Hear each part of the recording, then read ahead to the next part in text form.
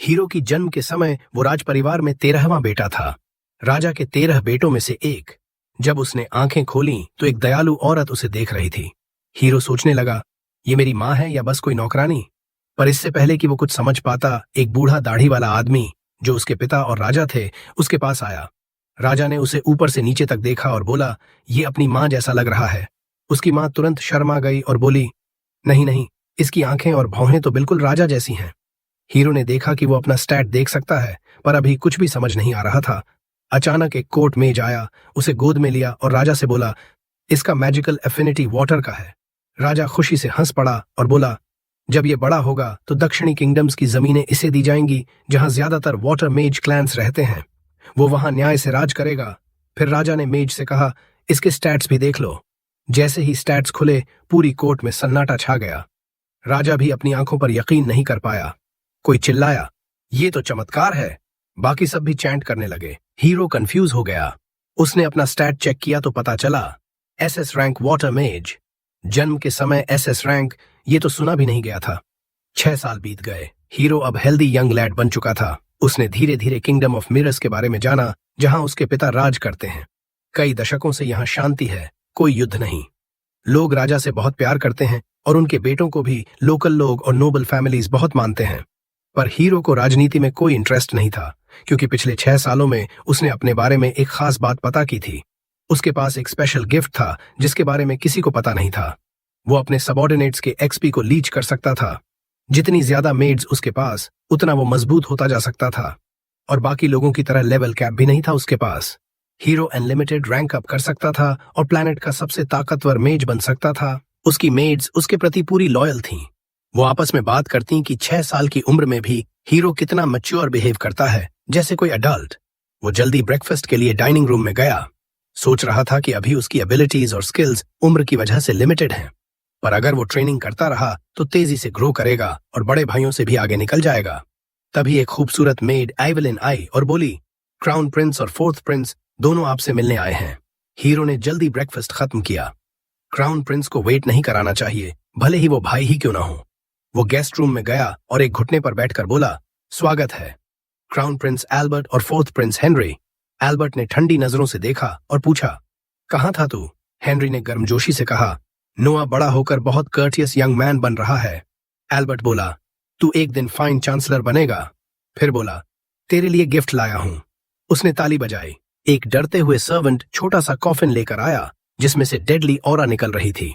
Hero confuse हो गया, ये क्या अजीब गिफ्ट है? एल्बर्ट ने सर्वेंट को कॉफिन खोलने को कहा। सर्वेंट बहुत डरते हुए खोला। जैसे ही खुला, मरे हुए और डाइंग लोगों की ऑरा कमरे में फैल गई। हीरो को साफ महसूस हुआ। उसने कॉफिन में सोड देखा और सोचा, ये क्या था?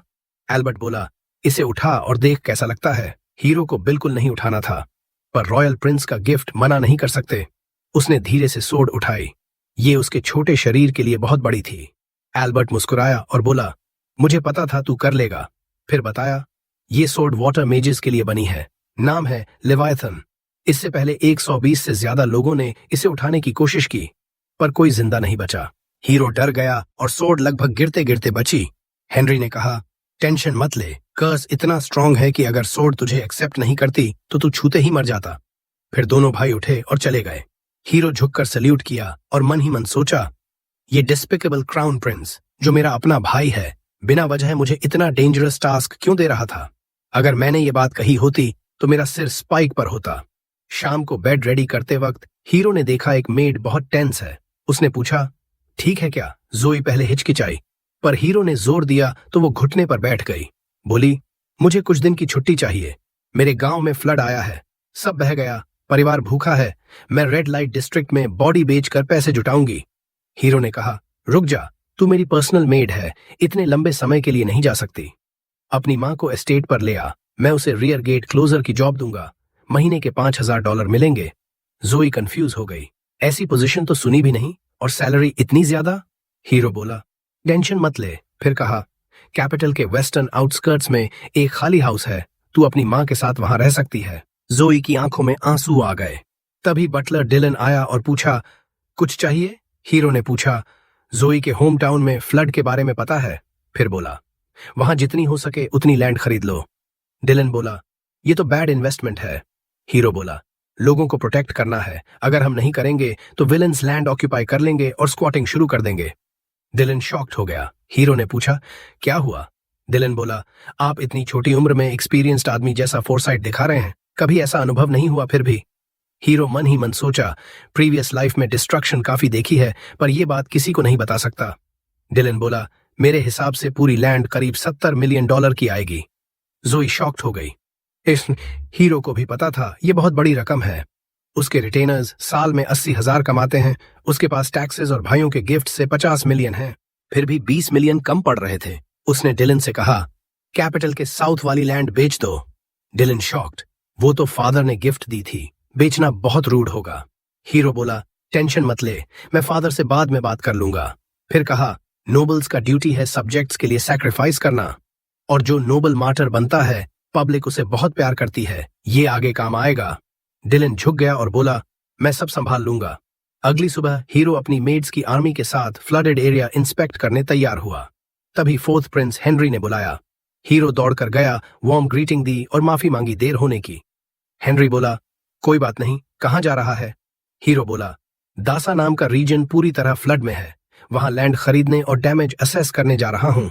हेनरी ने लेवायथन सोर्ड देखा और पूछा, इसे इस्तेमाल करने का प्लान है? हीरो बोला, बस जस्ट इन केस रखा है, अभी तक कुछ डिफरेंट फील नहीं हुआ। हेनरी उसे एकांत में ले गया और बोला, मुझे एल्बर्ट की सडन जेनरोसिटी पर शक हुआ।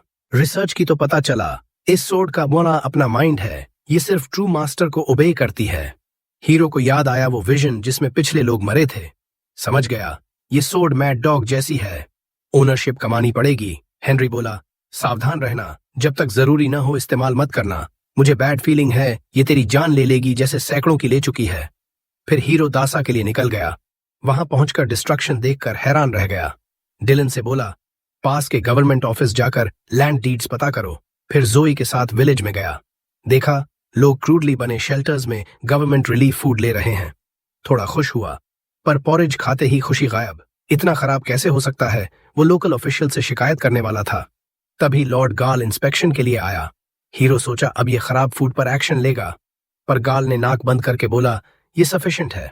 कुक्स खुश हो गए। चीफ कुक बोला, महल में आपका खाना तैयार है। गाल तुरंत फीस्ट के लिए चल पड़ा। हीरो से बर्दाश्त नहीं हुआ, सीधे आगे गया और बोला, गाल तू करप्ट लिटिल बास्टर्ड है, टाइनी पीपी वाला। गाल का ईगो हर्ट हुआ और उसने सोर्ड निकाल ली। हीरो ने तुरंत लेवायथन को कॉल किया, उम्मीद की सोर्ड उसे मार डालेगी। सोर्ड उड़कर आई। पहले लगा ओबे कर रही है, पर अचानक रेजिस्ट करने लगी। पावरफुल सिनिस्टर ऑरा से हीरो जलने लगा, फिर भी हीरो पीछे नहीं हटा। आखिरकार सोर्ड पर काबू पा लिया। लेजेंडरी ब्लेड अडिजिटी अब उसकी थी। गाल का कोई चांस नहीं था। हीरो ने अटैक पैरी किया, फिर बोला, डिजास्टर के समय लोकल्स को चीट करने की सजा मौत है। एक स्विफ्ट स्लैश से सिर धड़ से अलग। सब शॉक्ड। गार्ड्स ने घेर लिया। हीरो मारा जाता, पर उसने सोर्ड जमीन में मारा। बहुत गहरा गड्ढा बन गया। केओस हुआ। नाइट रोवन आया जो नए मैनेजर थे। उसने हीरो को पहचाना और घुटने पर बैठ गया। सबने फॉलो किया। हीरो बोला, सबसे पहले सबको अच्छा खाना मिलना चाहिए। रोवन माफी मांगकर काम पर लग गया। कुछ दिन बाद हीरो कैपिटल वापस बुलाया गया। सोचा डांट पड़ेगी, पर राजा ने तारीफ की। फिर स्टैट्स चेक किए, ग्रो हो चुके थे। राजा बोला, शुक्रिया, मुझे किंगडम चलाने में तुझे और मदद चाहिए। कुछ दिन कैपिटल में रहा। ये किंगडम का दिल था, सबसे प्रॉस्परस जगह। टैलेंटेड लोग यहाँ काम ढूंढने आते थे। हीरो का प्लान था किसी टैलेंटेड को अपने साथ जोड़ना, स्टैट्स बढ़ाना। पहली कैंडिडेट एक यंग गर्ल जो इनक्रेडिबल सिंगर थी, अप एंड कमर के तौर पर चर्चा में थी। हीरो ने थिएटर पता किया, जोई के साथ बैठ गया। जल्दी ही टॉप हैट वाली यंग गर्ल एली स्टेज पर आई। गाना शुरू किया। हीरो उसकी आवाज में खो गया। टेक्निकल बेस्ट नहीं, पर पैशन बहुत था। सोचा राइट ट्रेनिंग से ग्रेट बन सकती है। उसे अंडर विंग लेने का मन हुआ, पर परफॉर्मेंस खत्म होने से पहले गूंज थिएटर में घुस आए। चिल्लाए, ऑली डम एस बंद कर। सब डर गए। गूंज स्टेज की तरफ बढ़े। एक वर्कर रोकना चाहा, पर फैटी ने धक्का दिया और स्टेज पर चढ़ गया। ऑली से बोला, पैसे दे, तेरे पिता का डेट है, ये सिंगिंग से पैसे नहीं आएंगे। ऑली कांपते हुए बोली, प्लीज जाने दो, मैं कोशिश कर रही हूं, जल्दी पे कर दूंगी। फैटी बोला, ये गार्बेज वे है, अगर क्विक और इजी पैसा चाहिए तो। लेकिन लड़की कहती है कि वो रिस्पेक्टेड गर्ल है, ऐसी नीची हरकतें कभी नहीं करेगी। फैटी ये गुस्से में धमकी देता है। अगर नहीं मानी तो दोनों टांगें तोड़ देगा। तभी हीरो बीच में कूद पड़ता है। फैटी को बोलता है, लड़की से दूर हो जा अभी। फैटी मुड़कर हीरो को कहता है, जा अपनी मॉम की गोद में बैठ, दूध पी, वरना तेरी पिटाई कर दूंगा। हीरो को कोई फर्क नहीं पड़ता। वो सीट से कूदता है और स्टेज की तरफ बढ़ता है। बोलता है, बच्चों को उनके पेरेंट्स की लॉ मानने के लिए मजबूर करना इलीगल है, इंपीरियल लॉ के अकॉर्डिंग। और किसी को डेट चुकाने के लिए बॉडी बेचने के लिए फोर्स करना भी इलीगल है। फैटी गुस्से में हीरो का कॉलर पकड़ता है, उसे हवा में उठा लेता है। कहता है, आज तेरा आखिरी दिन है धरती पर। लेकिन उसे पता नहीं किससे पंगा ले रहा है। हीरो बस उंगलियों की एक हल्की सी हरकत करता है और मेनेसिंग पर्पल ऑरा बनती है। तीनों गूंज जमीन पर गिर पड़ते हैं। हीरो सोर्ड निकालता है और फैटी की तरफ तान देता है। गूंज समझ जाते हैं कि अब केस हाथ से निकल गया है। वे पूंछ दबाकर भागने लगते हैं। जोई घायल वर्कर के पास जाती है और उसे उठाने में मदद करती है। हीरो वर्कर से कहता है, अगर ये लोग दोबारा आएं किसी को हरास करने तो मुझे भेज देना। जोई उसे बिजनेस कार्ड देती है। वर्कर हैरान हो जाता है, ये लड़का असल में इस किंगडम का प्रिंस है। हीरो को फैनफेयर से कोई मतलब नहीं। वो मुड़कर आली से पूछता है, तुम्हारा मंथली एक्सपेंस कितना है? वो सोचती है अपनी माँ के ट्रीटमेंट का भी खर्चा है, फिर बताती है, लगभग $600 के आसपास। हीरो कहता है, मैं तुम्हें हर महीने $2500 दूंगा ताकि तुम सिंगिंग पर फोकस कर सको और बेहतर बन सको। वो सुनकर शॉक्ड हो जाती है, यकीन नहीं होता। हीरो आगे कहता है, जैसे जैसे तुम बेहतर होती जाओगी सैलरी भी बढ़ती जाएगी। फिर वो कहता है, बस गाना पूरा करो, मुझे अंत सुनना है, और वापस अपनी सीट पर चला जाता है। शाम को जब हीरो घर लौटता है, मेड्स उसे ग्रीट करती हैं। तभी वो देखता है दोपहर के वे गूंज जमीन पर सिर झुकाए खड़े हैं, बेगिंग कर रहे हैं कि उन्हें ऑडियंस मिले, माफी मांगना चाहते हैं। हीरो समझ जाता है अब इन्हें पता चल गया कि वो प्रिंस है। फिर भी वो इन्हें एंटरटेन नहीं करता। मेड से कहता है, इन्हें वापस भेज दो, प्रिंस के पास रैंडम लोगों से मिलने का टाइम नहीं है। तभी उसका बड़ा भाई हेनरी आता है। कहता है, सही फैसला किया, इन प्लेब्स से कभी भी मिलने लगोगे तो प्रिंस की अथॉरिटी कम हो जाएगी। हीरो बताता है, सिर्फ इसलिए नहीं टाला, मैं चाहता हूं कि ये सोचें कि मैं अभी भी उस लड़की वाली हरकत से बहुत गुस्से में हूं। शायद इससे डर जाएं और दोबारा उसे परेशान न करें। हेनरी पूछता है, वो लड़की कौन है? तुम इतना इन्वेस्टेड क्यों हो? हीरो कहता है, वो बहुत अच्छी सिंगर है, अगर वो इम्प्रूव करती रही तो किंगडम के लिए एसेट बन सकती है। हेनरी मुस्कुराता है, कहता है, तुम बहुत यंग हो, फिर भी सिचुएशन की कॉम्प्लेक्सिटी समझते हो जैसे एडल्ट। गैरी तुम्हारे एज का है लेकिन बच्चा बना रहता है, तुम जितने स्मार्ट नहीं है वो। हीरो पोलाइटली कहता है, गैरी भी जल्दी समझने लगेगा। वो जानता है कि हेनरी और गैरी असली ब्लड ब्रदर्स हैं, सेम मदर से, वो अलग मदर से है। हेनरी बात को सोर्ड पर ले आता है। कहता है, सोचा नहीं था पॉसिबल होगा, लेकिन तुमने सीरियसली सोर्ड मास्टर कर लिया। पूछता है, वो सोर्ड कहाँ है? इतना बड़ा कैसे कैरी करते हो? हीरो उठता है, मैजिक यूज करता है। सोर्ड तुरंत उसके सामने समन हो जाता है। हेनरी शॉक्ड हो जाता है। कहता है, पहली बार किसी को ऐस से चीज निकालते देखा, कितना अंदर डाला था, दर्द हुआ? हीरो हंसते हुए कहता है, ऐसा कुछ नहीं, सोर्ड को स्मॉल साइज में श्रिंक करता हूं, फिर स्लीव के अंदर हाइड कर देता हूं। हेनरी हैरान होकर बैठ जाता है। सांस छोड़ते हुए कहता है, तुम सच में अमेज करते हो। ये सोर्ड कर्स्ड माना जाता था, 200 साल से ज्यादा समय से नेशनल ट्रेजर्स में बंद था। रिटन हिस्ट्री में कोई नहीं जीत पाया था इस ब्लेड को। रात को हीरो एक सेलिब्रेशन में जाता है, वहां वो गूंज अभी भी जमीन पर पड़े दिखते हैं। फैटी फिर गुस्सा होकर चिल्लाता है, मुझे इग्नोर मत कर, कहीं भी मार सकता हूं तुझे, हाई एंड माइटी मत बन। हीरो जवाब में सोर्ड से थोड़ी सी एनर्जी रिलीज करता है। फैटी फिर घुटनों पर गिर पड़ता है। हीरो कैरेज में बैठकर वहां से निकल जाता है। एक ओल्ड मैन नाम राय उसे अंदर वेलकम करता है। बॉलरूम में खबर फैलती है, 13वां प्रिंस आ गया। सब एक्साइटेड हो जाते हैं। राय सोर्ड के बारे में पूछता है। हीरो बताता है, ये लेजेंडरी सोर्ड है, कर्स्ड माना जाता था, क्राउन प्रिंस एल्बर्ट ने पर्सनली गिफ्ट किया है। सब इंप्रेस हो जाते हैं। Personal gift from crown Prince, बहुत बड़ी बात है। तभी एक फ्रैजाइल ईगो वाला आदमी जोर से बोलता है, ये सोर्ड रेप्लिका टॉय होगा। पूरे रूम में सुनाई देता है, चुप्पी छा जाती है। सब हीरो की तरफ देखते हैं। वो आदमी पैंट्स में गीला होने लगता है। हीरो फिंगर भी नहीं हिलाता। सोर्ड से डेथली ऑरा निकलती है, पूरा रूम कवर हो जाता है। सब ट्रांस में चले जाते हैं, मौत के करीब महसूस करते हैं। हीरो सोर्ड को रोकता है, ऑरा चली जाती है। राय कहता है, सबको लगा जैसे मौत सामने है। थोड़ी देर बाद हीरो छोटे थ्रोन पर बैठता है। सब होमेज देने आते हैं, फेवर लेने की कोशिश करते हैं। सब बोरिंग लगते हैं हीरो को। आखिर में ब्लॉन्ड आदमी एलन आता है, अपनी अडॉप्टेड डॉटर सिंडी को इंट्रोड्यूस करता है। लड़की हीरो के प्रेजेंस से अलर्ट लगती है। हीरो इग्नोर करता है। एलन से पूछता है, कैसे अडॉप्ट किया? एलन बताता है, स्लेव मार्केट से खरीदा था। बहुत will power, quick learner, socially intelligent. कोई अपना बच्चा नहीं था तो अडॉप्ट कर लिया। हीरो मुस्कुराता है, कहता है, ऐसी स्टोरीज पसंद है मुझे। दोनों को मैंशन पर इनवाइट करता है और बात करने को। एलन खुश हो जाता है। हीरो बाद में रे को बताता है, मैंने इन्हें इसलिए एक्नॉलेज किया क्योंकि सिंडी मेरी पावर के बारे में अवेयर है। डेमोन्स्ट्रेशन के लिए थोड़ी एनर्जी रिलीज करता है। सिंडी तुरंत मुड़कर चेक करती है, अटैक तो नहीं आ रहा। कुछ दिन बीतते हैं। हीरो मार्केट में स्ट्रोल कर रहा होता है। 8th प्रिंस ऑस्कर मिलता है। दोनों साथ मार्केट घूमते हैं, इंटरेस्टिंग चीजें देखते हैं। एक ग्रिमवार दिखता है। जैसे ही हीरो उठाता है, उसका एक स्टैट S रैंक हो जाता है। इंटरेस्टेड होकर खरीद लेता है। सॉर्ड रिएक्ट करता है। ऑस्कर पहचानता है, पुराना मैजिकल टोम है। अचानक किताब खुलती है, ह्यूज मॉन्स्टर बाहर निकलता है। ऑस्कर हीरो को सेफ्टी में जाने को कहता है। हीरो सोर्ड निकालकर डीमन के सामने खड़ा हो जाता है। पहली बार स्लाइस फेल हो जाता है, फिर एक्स्ट्रा मैजिक यूज करता है, अपवर्ड्स एम करता है, मॉन्स्टर डिस्ट्रॉय हो जाता है। ऑस्कर सोचता है, मेरा छोटा भाई कितना स्ट्रांग है। शॉपकीपर दौड़कर आता है, बो करता है, अपनी शॉप का एक आइटम दिखाता है, मैजिकल रिंग। कहता है, ये रिंग किसी को ओनर नहीं माना अब तक।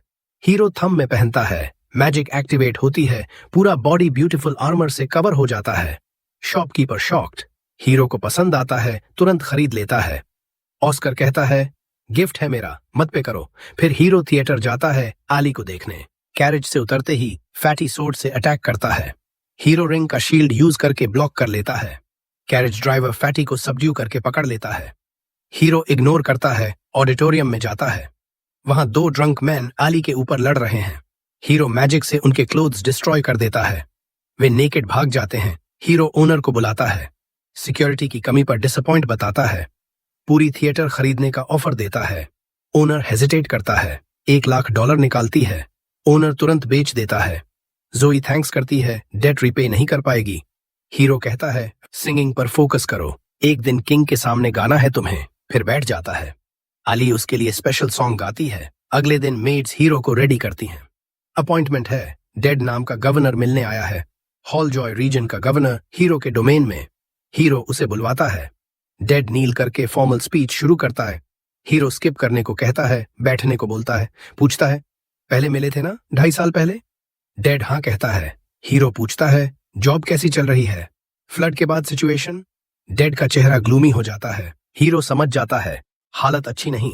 हॉल जॉय एम्पायर का मेजर फूड ग्रेन एरिया है, लेकिन फ्लड प्रोन है। एम्परर ने वाटर मेज बैकग्राउंड वाले डेड को इसलिए गवर्नर बनाया था। हीरो प्रॉब्लम्स पूछता है। डेड बताता है, फंडिंग नहीं है, बिना पैसे के कुछ नहीं हो सकता। हीरो हैरान, इंपीरियल ऑर्डर था फंड्स इश्यू करने का। डेड कहता है, होम मिनिस्ट्री फंड्स रोक रहा है, एक्सक्यूजेस बनाता है। हीरो समझता है। डेड को साथ लेकर फाइनेंस मिनिस्टर मैवरिक के पास जाता है। मैवरिक जूसी स्टेक खा रहा है। हीरो सीधा पूछता है, हॉल जॉय को रीबिल्ड के पैसे क्यों नहीं दे रहे? मैवरिक रीजन बताने लगता है। हीरो वॉर्न करता है, अगर बोला कि बच्चा नहीं समझेगा तो स्टेक तेरी गांड से खिला दूंगा। मैवरिक अनॉयड, लेकिन प्रिंस से नहीं बोल पाता। बताता है, एम्परर ने फ्लड की वजह से टैक्स एग्जेम्प्ट कर दिया था साल भर। सेव्ड मनी से रीबिल्ड कर लो। हीरो उसे कॉल आउट करता है। टैक्स इसलिए एग्जेम्प्ट किया क्योंकि उनके पास पैसे नहीं थे। फिर पूछता है, हॉल जॉय के लोगों के पास पैसे हैं क्या? मुझे अंडर एस्टिमेट कर रहे हो क्योंकि मैं किड हूं। मैवरिक घबरा जाता है। स्टोरी चेंज करता है। अभी मिनिस्ट्री के पास पैसा नहीं, एम्परर के लिए समर रिट्रीट बना रहे हैं। ग्रैंड होना चाहिए, पूरा सिटी बन रहा है लग्जरी के लिए। डेड सोचता है, अब एम्परर का नाम आया, कुछ नहीं कह सकते, लेकिन हीरो एम्परर का बेटा है।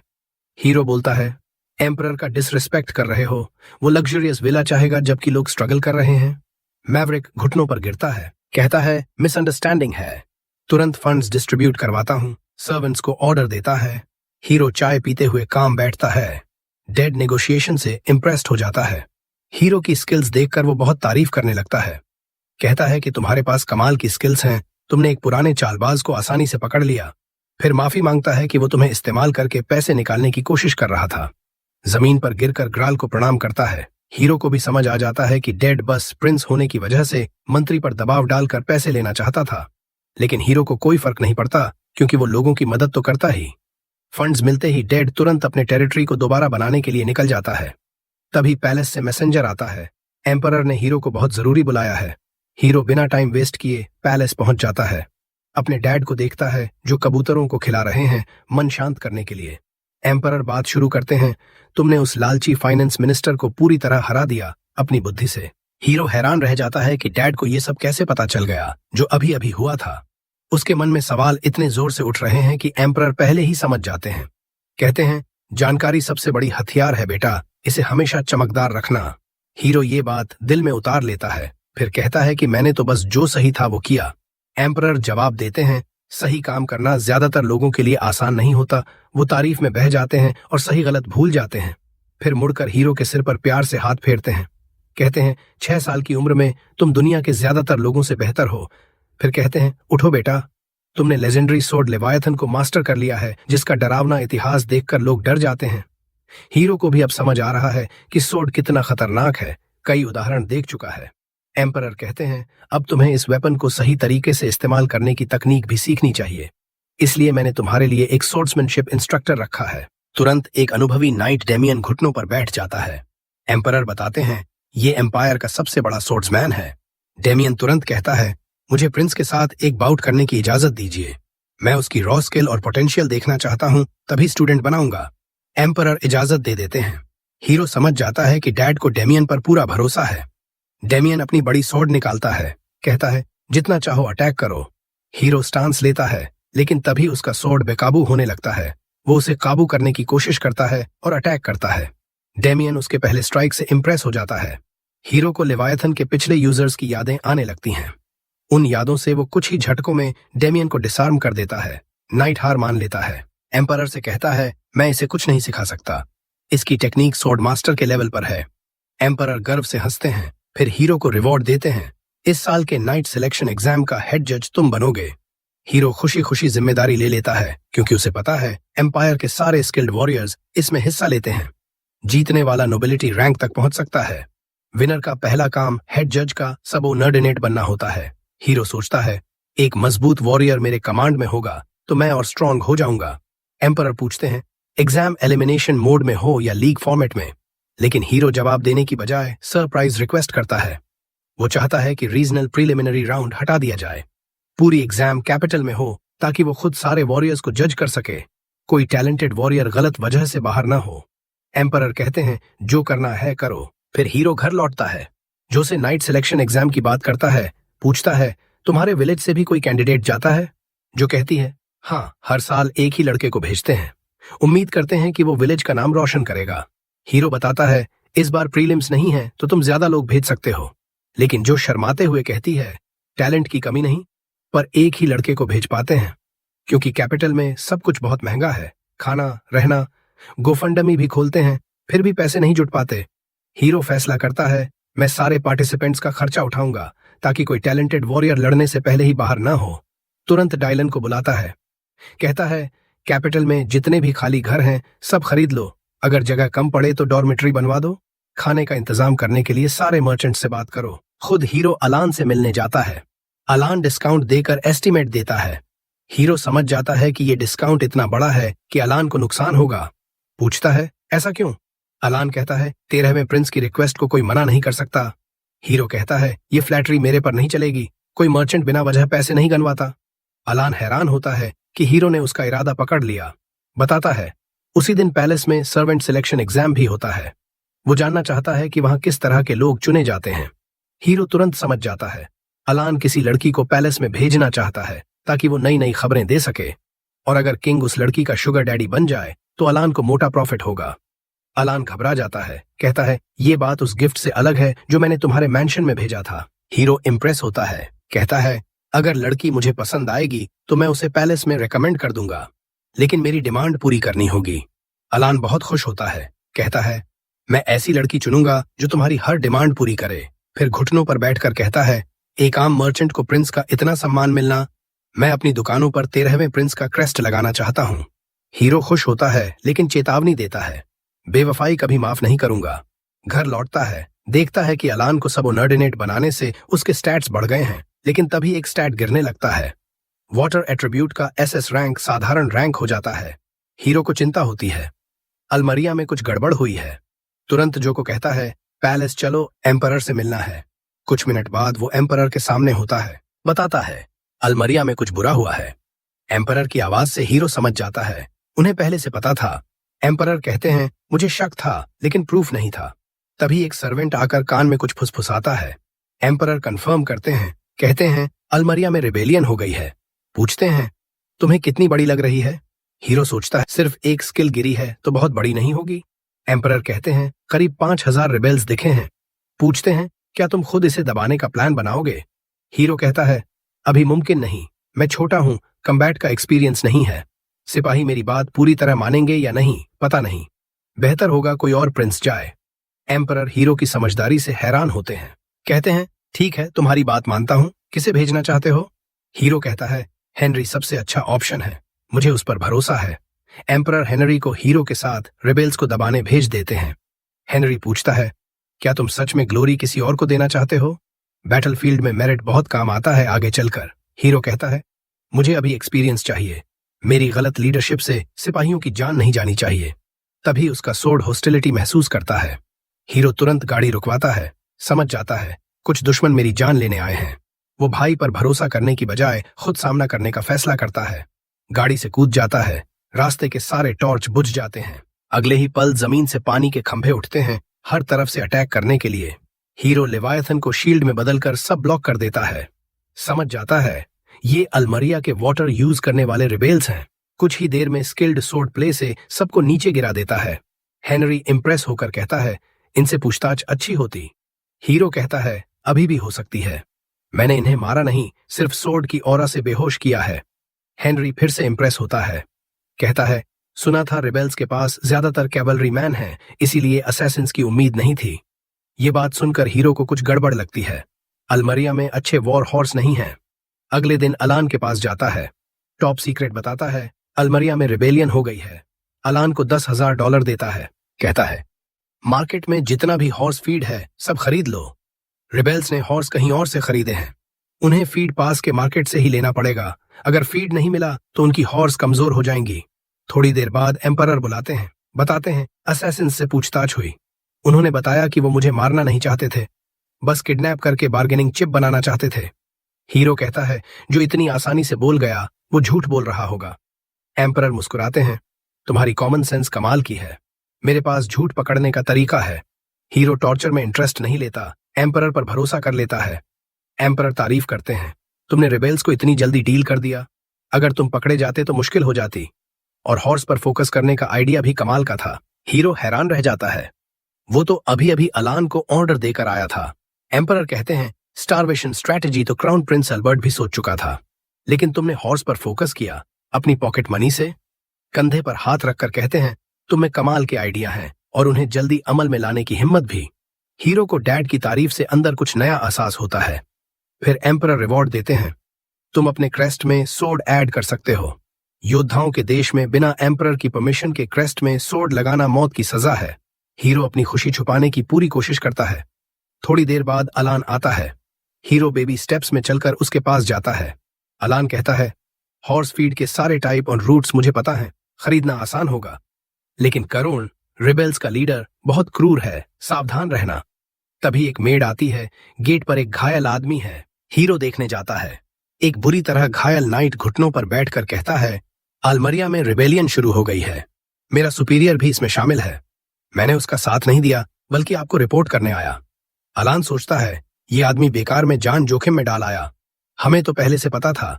हीरो शुक्रिया अदा करता है, मेड को ऑर्डर देता है, इसका इलाज करो। जाते जाते मुड़कर कहता है, इस नाइट को $1000 रिवॉर्ड दो। अलान पूछता है, पहले से पता थी, जानकारी के लिए पैसे क्यों जला रहे हो? हीरो कहता है, मैं जानकारी के लिए नहीं, उसकी लॉयल्टी और बहादुरी के लिए रिवॉर्ड दे रहा हूं। रात को जो ऑफिस में आती है बहुत परेशान, जमीन पर गिर पड़ती है। हीरो पूछता है, क्या हुआ? जो पहले $500 की थैली और एक छोटी बोतल देती है, कहती है, किसी अनजान आदमी ने ये रिवॉर्ड दिया। बोतल में स्लीपिंग मेडिसिन है, मुझे तुम्हें ये पिलाकर रिबेल्स के हवाले करना था। हीरो समझ जाता है, रिबेल्स मुझे हर हाल में चाहते हैं। पूछता है, बोतल मेरे पास क्यों लाई? जो रोने लगती है, कहती है, उन्होंने धमकी दी थी कि अगर मैंने ऐसा नहीं किया तो मुझे मार देंगे, लेकिन मैं तुम्हें कभी धोखा नहीं दे सकती। हीरो चुपचाप डेस्क पर जाता है, $5000 का चेक लिखता है, कहता है, ये तुम्हारा रिवॉर्ड है, क्योंकि तुमने अपनी लॉयल्टी इतने सस्ते में नहीं बेची। वो लड़की कहती है कि वो इसे एक्सेप्ट नहीं कर सकती, लेकिन हीरो उसे कहता है कि अच्छी लड़की बनो और रिवॉर्ड ले लो। वो रोने लगती है और थैंक यू बोलती है, लेकिन हीरो कहता है कि उसे उसके लिए कुछ करना होगा। वो बताता है कि वो मेडिसिन पीकर बेहोश हो जाएगा और फिर वो उसे उन लोगों के पास ले जाएगी जिन्होंने उससे कांटेक्ट किया था। वो उसे कहता है कि जैसे ही उसे सौंप देना, तुरंत भाग जाना ताकि वो उसे साइलेंस न कर दें। जोई बहुत डर जाती है इस बात से, लेकिन हीरो ने मन बना लिया है उन डेस्परेट रेबल्स से मिलने का। कुछ घंटों बाद हीरो कहीं सुनसान जगह पर जागता है। वो सुनता है कि किडनैपर्स बात कर रहे हैं कि उसे किल करना लास्ट रिजॉर्ट है। कानून के ऑर्डर्स के मुताबिक उसे सेफ रखना है। हीरो दवा का असर पूरी तरह खत्म होने देता है, फिर चेक करता है अपनी सिचुएशन। हाथ पैर बंधे हुए हैं, लेकिन रेबल्स तो सर्च एंड डिस्ट्रॉय खेलने में बिल्कुल जीरो हैं, क्योंकि उन्होंने इस बार लेवायथन को हीरो के कान में छुपा हुआ नहीं देखा, पिछली बार की तरह ऐस में नहीं। हीरो उसे निकालता है, नॉर्मल साइज में लाता है, फिर मैजिक रिंग से वाटर ब्लेड बनाकर रोप काट देता है। अब वो सोर्ड की मेमोरीज से देखता है कि उसके साथ क्या हुआ। वो खुद को अनकॉन्शियस देखता है। ऑफिस में जोई भाग रही है, रेबल्स उसे सराउंड कर लेते हैं। वो जोई को इग्नोर करते हैं क्योंकि हीरो को मैंशन से बाहर निकालना टॉप प्रायोरिटी था। फिर उसे ओपन कैरेज में ले जाते हैं। रिकैप पूरा होने के बाद हीरो तैयार हो जाता है रेबल्स से निपटने के लिए। वो कैंप फायर के आसपास ब्रेक ले रहे हैं। उनका लीडर गुस्सा हो जाता है कि किसने इतने खराब नॉट्स बांधे। तभी हीरो सोर्ड लेकर कूद पड़ता है। बैंडिट्स उसे अंडर एस्टिमेट करते हैं और कहते हैं अच्छे से सरेंडर कर दो, इस बार तुम्हारा ब्रदर यहाँ नहीं है प्रोटेक्ट करने के लिए।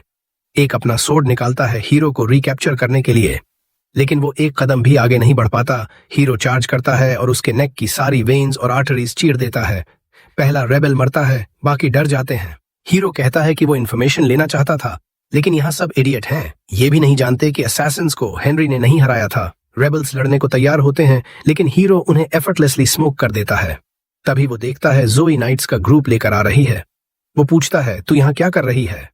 जोई कहती है वो बहुत वरी हो गई थी, इसलिए नाइट्स को लेकर सेव करने आई, लेकिन जरूरत नहीं पड़ी क्योंकि सब रेबल्स पहले ही हार चुके हैं। हीरो आगे बुलाता है नाइट्स के कैप्टन को और कहता है रेबल्स को ले जाओ। तभी एक रेबल के हाथ से वियर्ड लुकिंग डैगर गिरता है। एक नाइट उसे उठाने वाला होता है, लेकिन हीरो को सेंस होता है कुछ गड़बड़ है। वो तुरंत स्टॉप बोलता है, सबको पीछे हटने को कहता है। वो डैगर की तरफ बढ़ता है, उसमें स्ट्रॉन्ग कर्स्ड एनर्जी निकल रही है। हीरो को लेवायथन की मास्टरी की वजह से फील हो रही है। उसे याद आता है रेबल्स की बात कर्स्ड डैगर की, जो लास्ट रिजॉर्ट में यूज करने वाली थी उसे किल करने के लिए। वो कर्स लगाने वाले की हेट्रेड सेंस करता है और एक पल के लिए उसका चेहरा भी दिखता है। हीरो तुरंत रिकॉग्नाइज कर लेता है वो रेबल्स का लीडर है। वो डिसाइड करता है पर्सनली डील करने का। हीरो लेवायथन से पूछता है क्या वो प्लान में हेल्प कर सकता है, क्योंकि लेजेंडरी वाटर एलिमेंट सोर्ड के लिए ये आसान होगा। लेवायथन ग्लो करता है पॉजिटिव आंसर में। हीरो उसकी कर्स्ड एनर्जी चैनल करता है और कर्स्ड वाटर की स्ट्रीम स्काई की तरफ शूट करता है। वो स्ट्रीम क्लाउड्स के ऊपर से गुजरती है, एम्पायर के आधे रास्ते तक जाती है और कारफन को हिट कर देती है। अगले दिन एम्परर हीरो को फिर समन करता है। वो नीचे झुककर हीरो के शोल्डर्स पर हाथ रखता है प्रेज करने के लिए उस एक्स्ट्रॉर्डिनरी फीट के लिए। रिपोर्ट आया था कि रेबल्स के लीडर की मौत हो गई, फोरहेड के बीच में होल बना वाटर जेट से। एम्परर जानता है ये हीरो के अलावा कोई नहीं कर सकता। हीरो कंफर्म करता है। वो कहता है कर्स्ड डैगर की हेट्रेड से लॉक ऑन किया रेबल लीडर पर, फिर हंड्रेड्स ऑफ माइल्स दूर से नो स्कोप हेडशॉट मार दिया। लीडर मरने के बाद रेबल्स को सप्रेस करना हेनरी के लिए इजी पीजी हो जाता है। जल्दी ही सब लोग अरेस्ट हो जाते हैं। ह्यूज असेंबली बुलाई जाती है पनिशमेंट डिसाइड करने के लिए।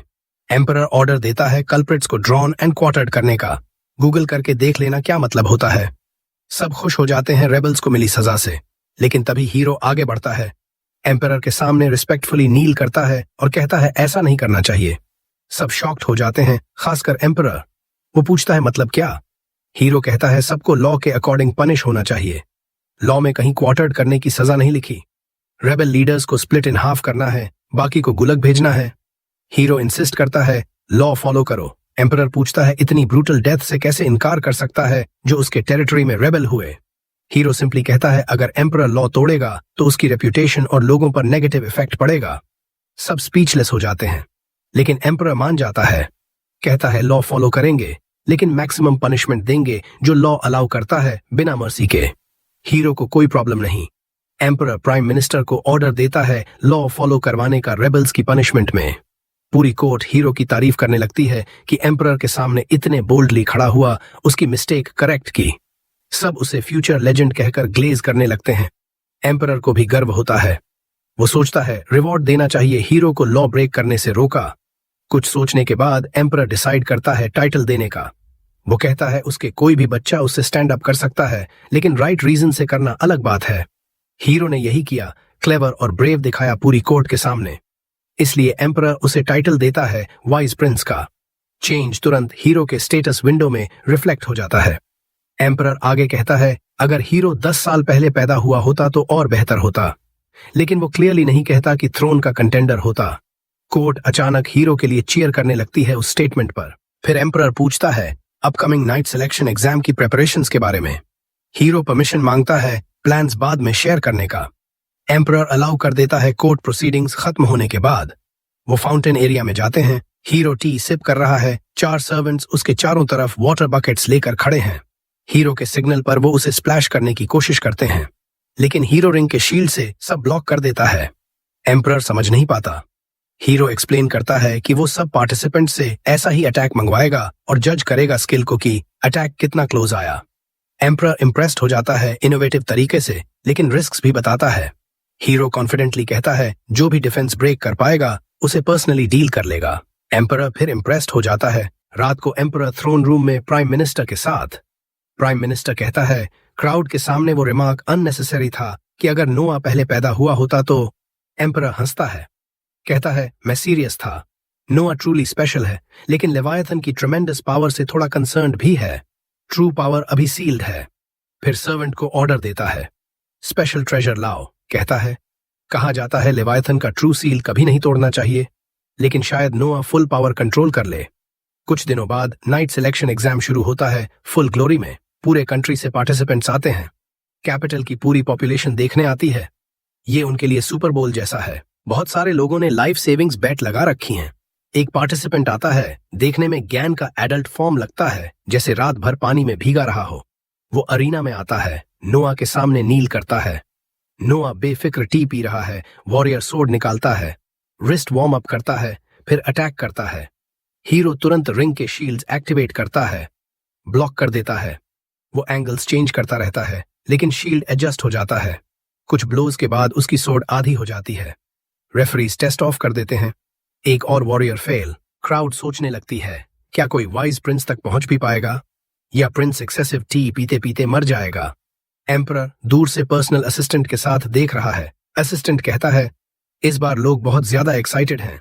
एम्परर कहता है प्रिंस पर्सनली रिस्क ले रहा है इसलिए, लेकिन एम्परर को बेसिक बातों से फर्क नहीं पड़ता। कहता है बस केपेबल वॉरियर सेलेक्ट होने चाहिए। मुझे एक्साइटेड है देखने के लिए कि हीरो कौन कौन शॉर्टलिस्ट करता है। फिर मेज की बारी आती है। पावरफुल फायर ब्लास्ट छोड़ता है नोआ की तरफ। क्राउड साइलेंट हो जाती है। मेज थक जाता है। नोआ बिना स्क्रैच के बाहर आता है। मैजिक बैरियर यूज किया था। पार्टिसिपेंट घुटनों पर गिर जाता है। क्राउड प्रिंस की चीयर करती है। हीरो थोड़ा डिसअपॉइंटेड है। इवनिंग हो चुकी है। 1 साल के ब्रिटिश हाउस होल्ड से ज्यादा टी पी चुका है, लेकिन कोई नोटवर्दी पार्टिसिपेंट नहीं। तभी रेफरी अनाउंस करता है आज का लास्ट पार्टिसिपेंट। एक ब्लॉन्ड बैडी रेड आइज वाली अरीना पर चढ़ती है। एंग्शियस लग रही है, आउट ऑफ ब्रेथ, लेकिन सोर्ड ड्रॉ करते ही एटीट्यूड चेंज हो जाता है।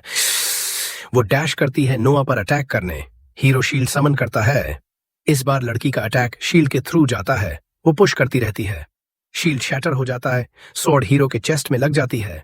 क्राउड जोर से गास्प करती है। नाइट्स तुरंत लड़की को डिटेन करते हैं। सोचते हैं प्रिंस को इंजरी दी, सिवियर पनिशमेंट मिलेगा, लेकिन हीरो उठता है, कहता है उसे छोड़ दो। लड़की अपना नाम बताती है, शर्ली ग्रांट्स। हीरो कहता है तू पास हो गई। सब स्टन्ड, खासकर शर्ली को यकीन नहीं होता प्रिंस उसे फॉरगिव कर रहा है, जबकि उसने स्टैब किया।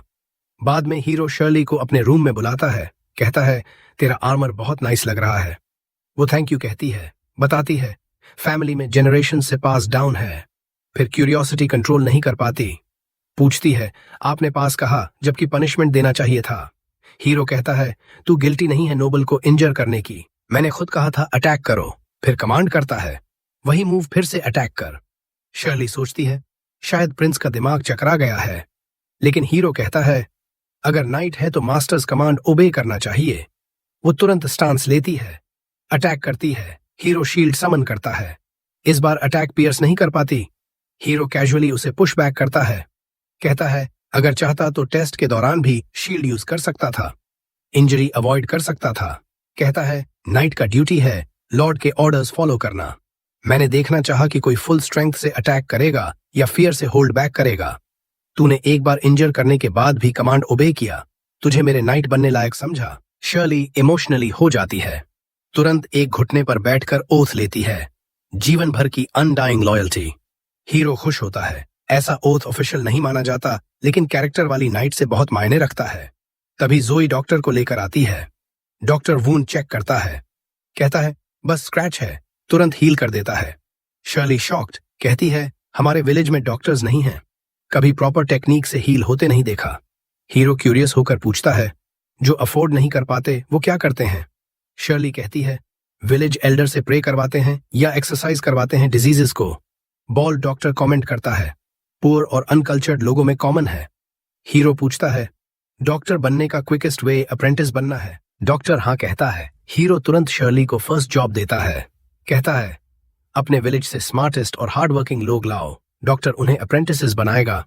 डॉक्टर बिना हेजिटेशन अग्री करता है। शर्ली अस्टाउंडेड बो करके थैंक यू कहती है। हीरो कहता है नाइट की प्रॉपर एटिकेट्स सीखो, कोई नाइट ऐसे नहीं बाउ करता। अगली सुबह शर्ली नोआ के मैंशन में अपने रूम में जागती है, get ready with me session देती है, ग्रेट एक्साइटमेंट से काम पर निकलती है। रास्ते में जोई से मिलती है। जोई पूछती है अच्छे से सोई? शर्ली कहती है रूम बहुत नाइस था लेकिन ज्यादा नींद नहीं आई। दोनों स्मॉल टॉक करती हुई चलती हैं। तभी कुछ मेड्स गॉसिप और गिगल कर रही हैं। जोई पूछती है क्या हो रहा है? मेड्स कहती हैं अपना फेवरेट पास टाइम कर रहे हैं, गेस कर रहे हैं कि हीरो किस तरह की गर्ल से मैरी करेगा। शर्ली शॉक्ड, कहती है हीरो अब भी सिर्फ 6 साल का है। मेड्स कहती हैं ज्यादातर प्रिंसेस की शादी बचपन में ही फिक्स हो जाती है। एम्पायर में लड़कियां 15 साल की उम्र से पहले शादी कर लेती हैं। सब मानते हैं कि नोआ अभी एम्पायर का सबसे एलिजिबल बैचलर है। उसके महल के पास ढेर सारे कैफे खुल गए हैं क्योंकि हर रोज बहुत सारी लड़कियां उसे एक झलक देखने आती हैं। मेड्स कहती हैं कि सबको नोआ बहुत पसंद है, जोई भी शामिल। जोई का नाम सुनते ही वो शर्मा जाती है। मेड्स उसे घेर लेती हैं और कहती हैं कि तू तो हाल ही में मैजिक सीखने लगी है, नोआ को इम्प्रेस करने के लिए।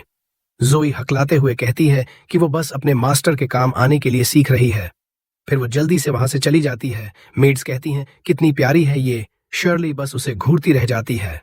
बाद में शर्ली नोआ के ऑफिस जाती है। वहां एक अनुभवी नाइट एग्जाम के बारे में रिपोर्ट दे रहा होता है। कैप्टन कहता है कि नोआ ने जो नए नाइट्स चुने हैं वो सब बहुत अच्छे हैं, उनके स्क्वाड कैप्टन्स भी बहुत ग्रेटफुल हैं।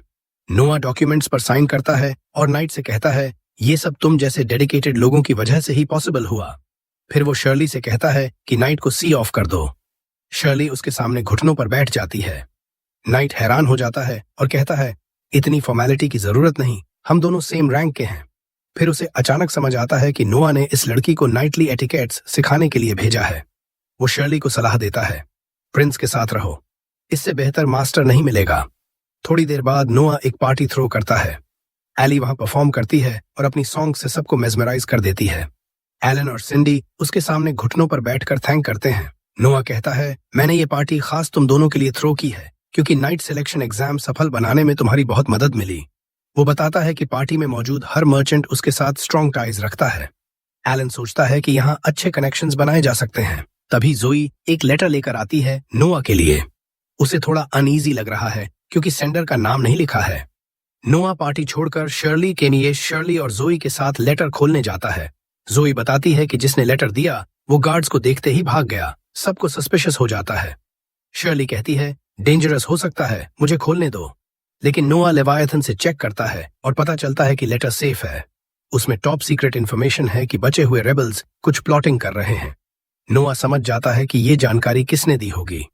वो श्योर है कि वो नाइट जो रिबेलियन के बारे में वॉर्न करने के लिए जान जोखिम में डाल रहा था अभी भी मिशन पर है। जोई और शर्ली उसकी लॉयल्टी और डेडिकेशन से इम्प्रेस्ड हो जाती हैं।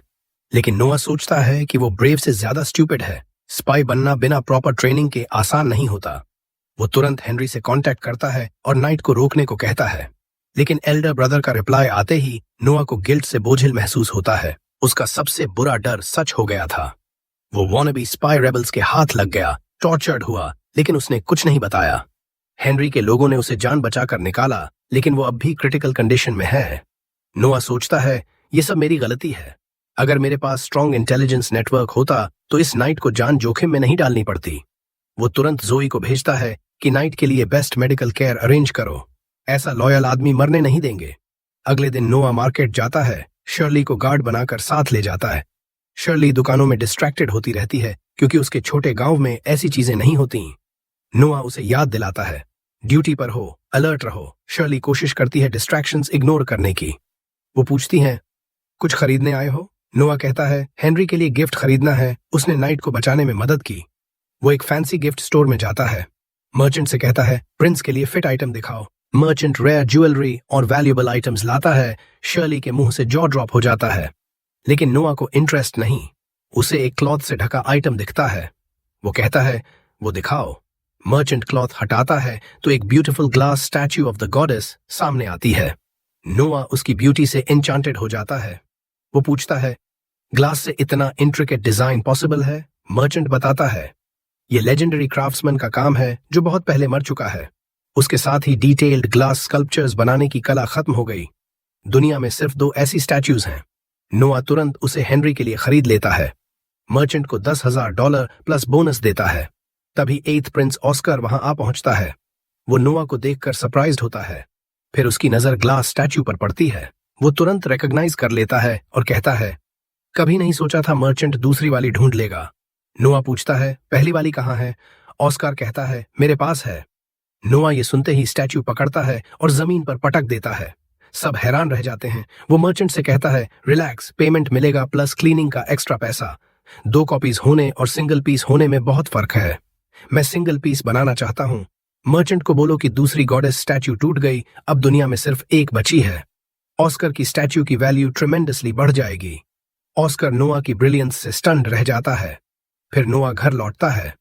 शर्ली कहती है, तुम्हारे साथ सेवा करने के बाद से सरप्राइज के बाद सरप्राइज मिल रही है। वो समझ नहीं पा रही कि नोआ ने वो प्राइसलेस स्टैच्यू क्यों तोड़ी। नोआ कहता है, वो बस एक ऑब्जेक्ट था। ऑब्जेक्ट कभी ट्रू ट्रेजर नहीं हो सकता।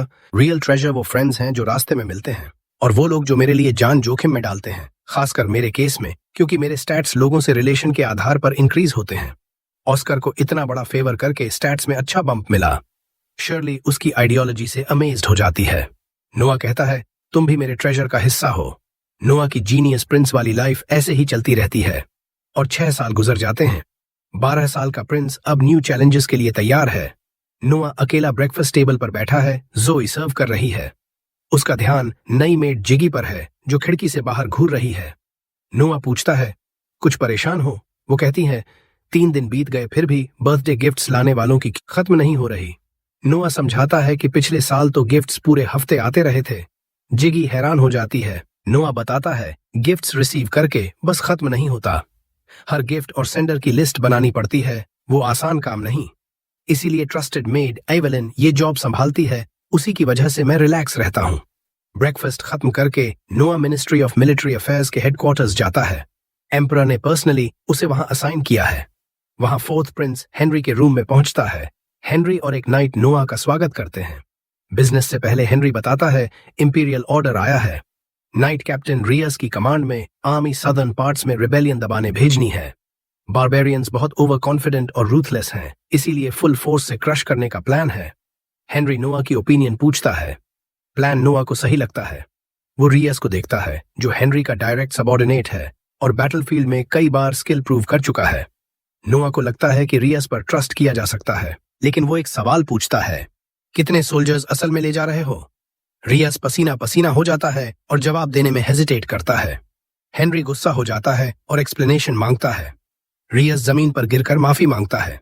नोआ हेनरी को शांत करता है और कहता है, सीरियस बात नहीं है। वो याद दिलाता है कि वॉर में जनरल्स को इंपीरियल कोर्ट से फंडिंग सोल्जर्स की संख्या के हिसाब से मिलती है। कई जनरल्स लिस्ट में मर्चेंट्स और हेल्पर्स को भी जोड़ देते हैं ताकि ज्यादा फंडिंग मिले और वो पॉकेट कर लें। रियस फिर माफी मांगता है।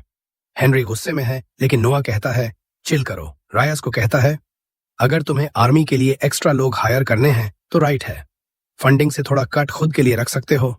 हेनरी को भी समझ आता है कि नॉन सोल्जर्स रजिस्टर करके आर्मी को बड़ा दिखाया जा सकता है, एनिमीज डर जाएंगे। वो नोआ की तारीफ करता है कि अंडरलिंग की एम्बेजलमेंट पकड़ी और उसका पॉजिटिव इम्पैक्ट भी बताया, लेकिन नोआ कहता है, इस बार एनिमी को फूल नहीं कर सकते। एम्परर ने फ्लॉलेस विक्ट्री का कमांड दिया है, कोई चांस नहीं ले सकते। वो रियाज से पूछता है कितने नॉन सोल्जर्स रजिस्टर किए। रियाज डरते हुए कहता है लगभग 2000। नोआ कमांड करता है उतने ही रियल सोल्जर्स जल्दी ऐड करो। रियाज के पास कोई ऑप्शन नहीं। फिर नोआ मिनिस्ट्री ऑफ फाइनेंस के लिए नोट लिखता है, रियाज को देता है और कहता है ये 2000 सोल्जर्स के मिसलेनियस पर्पसेस के फंडिंग के लिए है, सारा पैसा तुम रख सकते हो। रियाज समझ नहीं पाता कि करप्ट होने पर पैसा क्यों मिल रहा है। नोआ ठंडे लहजे में कहता है इस एक्स्ट्रा कैश के बदले परफेक्ट विक्ट्री डिलीवर करो। हेनरी इंप्रेस्ड हो जाता है कि नोआ हर तरीके से अंडरलिंग्स को मोटिवेट करता है। घर लौटते वक्त हेनरी पूछता है तूने अभी तक रियल वॉर एक्सपीरियंस नहीं लिया ना। नोआ हाँ कहता है और अपने स्टैट्स देखता है। अभी भी लेवल 1 है क्योंकि रियल बैटल नहीं लड़ा। एम्पायर में ज्यादातर रॉयल किड्स छोटी उम्र में मर जाते हैं। ऑफिशियल रीजन डिजीज होता है, लेकिन असल में दूसरे रॉयल्स असैसिनेट करते हैं पावर के लिए। इसलिए रॉयल चिल्ड्रन बहुत वैल्यूएबल माने जाते हैं। एडल्ट होने तक वॉर में नहीं जाते सिवाय एम्परर के डायरेक्ट ऑर्डर के। हेनरी कहता है तू 12 का हो गया है, रियल कॉम्बैट का एक्सपीरियंस ले ले। नोआ कहता है एम्परर कमांड करते ही बैटलफील्ड पर पहुंच जाऊंगा। हेनरी कहता है डिफिकल्टी नहीं होगी क्योंकि लेजेंडरी मैजिक सोर्ड है तेरे पास। तभी हेनरी की कैरेज अचानक रुक जाती है। एक लड़की उसके सामने से भागती हुई आती है और मदद मांगती है। पीछे से बच्चे निकलते हैं और थग्स उन्हें पकड़कर एप्स्टीन आइलैंड शिप करने की कोशिश कर रहे हैं। नोआ बाहर निकलता है और स्टॉप करने को कहता है। थग्स को पता नहीं कौन है। वो कहते हैं जा अपनी मॉमी का दूध पी। नोआ उनके वीक इंसल्ट से अफेक्टेड नहीं होता। उनसे रजिस्ट्रेशन नंबर मांगता है क्योंकि अनरजिस्टर्ड स्लेव ट्रेडिंग इलीगल है एम्पायर में। थग्स वायलेंस पर उतर आते हैं। नोआ लेवायथन समन करता है और उन्हें स्लैश करके बिना किल किए नॉकआउट कर देता है। सब उसकी स्किल से इंप्रेस्ड होते हैं, हालांकि उसे रिकॉग्नाइज नहीं करते। नोआ बच्चों के पास जाता है कंफर्ट करने। तभी शैडोज से एक फ्रेल ओल्ड मैन निकलता है और ग्रीट करता है। वो ओपनली कहता है मैं स्लेव ट्रेडिंग का मास्टरमाइंड हूं। नोआ को वार्न करता है कि मत पंगा लेना, मेरे पीछे फर्स्ट प्रिंस गिलबर्ट का बैकिंग है। नोआ समझ जाता है कि ये एप्स्टीन का कनिंग पार्टनर है। वो सोचता है अब क्या करना चाहिए। ओल्ड मैन कहता है लड़कियों को छोड़ दो और प्रिटेंड करो कुछ देखा नहीं। नोआ कॉम्प्रोमाइज नहीं कर सकता। हेनरी से पूछता है इसको जानते हो। हेनरी कहता है कभी नहीं देखा इस उल्टी सी फेस को। नोआ कहता है मुझे भी नहीं पता ये कौन है। ओल्ड मैन एक्सप्लेन करने लगता है तो नोआ लेवायथन की कर्स्ड एनर्जी से उसे नॉकआउट कर देता है। फिर जोर से डिक्लेयर करता है आजकल नामहीन स्काउंड्रल्स भी फर्स्ट प्रिंस के नाम का इस्तेमाल करने लगे हैं। कॉमन लोग शायद फंस जाएं, लेकिन हम भाई नहीं फंसेंगे। एक आदमी नोआ को वाइज प्रिंस आइडेंटिफाई करता है, पब्लिक मान लेता है। नोआ सोल्जर्स को कमांड करता है इनको फर्स्ट प्रिंस गिलबर्ट के रेजिडेंस पर ले जाओ, बताओ कि ये उसके नाम का गलत इस्तेमाल कर रहे थे। फिर वो बच्चों को घर ले जाता है कंफर्ट करने के लिए।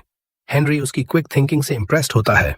वो एक्सप्लेन करता है अगर सच में गिलबर्ट के लिए काम करते तो किल नहीं कर सकता था, लेकिन प्रिंस को इलीगल स्लेव ट्रेडिंग देखते हुए चुप रहते नहीं दिखा सकता था, इसलिए फेक्स बना दिया और गिलबर्ट को सौंप दिया। वो इन्हें डिस्पोज कर देगा लायबिलिटी समझकर। बाद में डिनर के दौरान बटलर इंपॉर्टेंट न्यूज लाता है। हेनरी पूछता है क्या हुआ। नोआ बताता है फर्स्ट प्रिंस गिलबर्ट से मैसेंजर आया था। उसने थैंक्स कहा फेक्स पकड़ने के लिए, कहा कि कोर्ट में पनिशमेंट के लिए भेज रहा था, लेकिन उन्होंने पॉइजन पीकर सुसाइड कर लिया। कोई नहीं जानता कि गिलबर्ट ने खुद साइलेंस करवाया। नोआ पूछता है क्या गिलबर्ट सच में अंडरग्राउंड स्लेव कंपनी चलाता है। हेनरी हाँ कहता है। गिलबर्ट लग्जरी और वेस्ट में पैसा उड़ाता है, उसे इलीगल बिजनेसेस चलाने पड़ते हैं। नोआ कहता है एल्डेस्ट ब्रदर को ब्लेम नहीं कर सकता। फर्स्ट प्रिंस होने के बावजूद कॉन्क्यूबाइन का बेटा है, एम्परर कभी नहीं बन सकता। स्लेव ट्रेड और प्राइवेट एस्टेट्स सिर्फ कवर हैं, कुछ फार मोर सिनिस्टर चीज के लिए। हेनरी हैरान रह जाता है कि 12 साल का छोटा भाई इतनी जल्दी समझ गया।